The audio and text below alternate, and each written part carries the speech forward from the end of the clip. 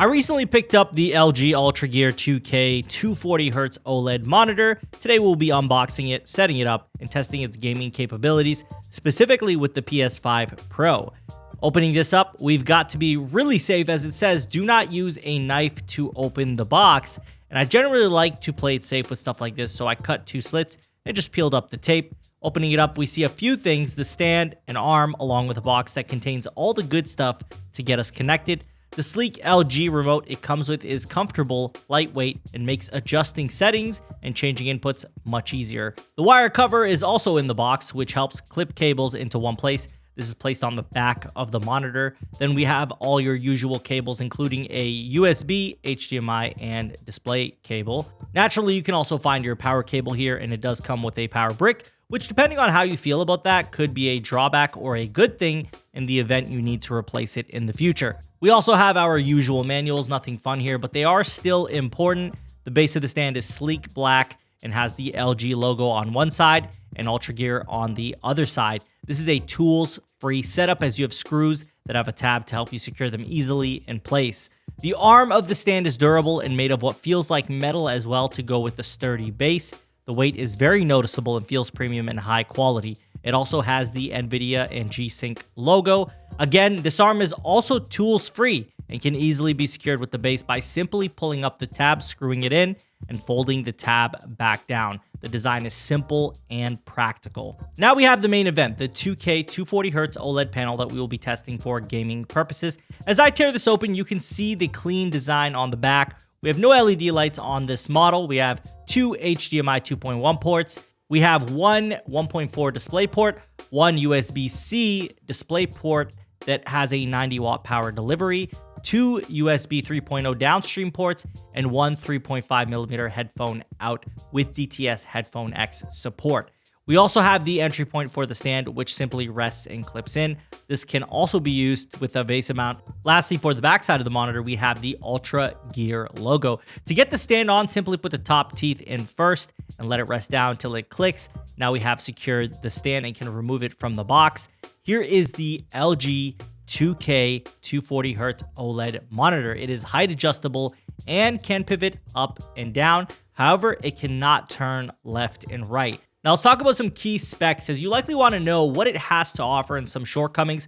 First, this is a 27-inch screen. It's an OLED panel with a resolution of 2560 by 1440. The refresh rate is 240 Hz with a response time of 0.3 milliseconds. This monitor supports variable refresh rates as well, which will come in handy, especially for those using a PS5 or Xbox Series. It also has a DCI-P3 of 98.5% for vibrant and accurate colors, HDR10 support, and SDR brightness of 200 nits and up to 1000 nits in HDR peak brightness, and a contrast ratio of 1.5 million to 1, meaning you will get the deep blacks that naturally come with OLED technology. Important to also note, Nvidia G-Sync and AMD FreeSync Premium are supported. Now, although this is a 2K monitor, you can use a 4K resolution, have it output at 2K. I noticed this improved the quality of the image. It was sharper and clearer. This screen also has an anti-glare coating that manages reflections and light pretty well. It comes with a low blue light and flicker-free technology, as well as some crosshair overlays and FPS counters that do also work with consoles. So like most things though, they come with some drawbacks, and this product is definitely no exception. This is an OLED panel, and naturally you're at risk for burn-in. However, there are features in place to help alleviate those chances.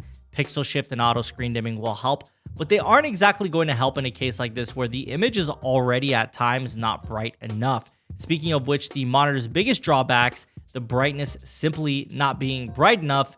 This manages well in a dark room, but once you go into a room with more lights, the image becomes even less vibrant than it was.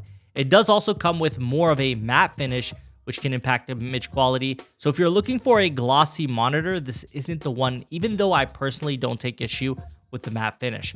The color accuracy for gaming is great, but as far as productivity with photo editing and video editing goes, you may need to tweak some things to get it where you want. This monitor also does not come with speakers if that matters to you, although typically monitor speakers aren't really that great to begin with, so you're probably better off using a headset anyway, or even using external speakers. So overall, I have actually found this monitor to be impressive for the sale price I got it, which was 699 Canadian dollars. Normal retail is $799 Canadian. There was a time where a monitor like this would cost you over $1,000, and that time feels no more than a year or two ago. I feel it provides a good value for its price, but perhaps my only real issue remains to be the brightness not being quite where I would personally like it. So how does a gamer feel about this monitor? It actually pairs quite nicely with a console.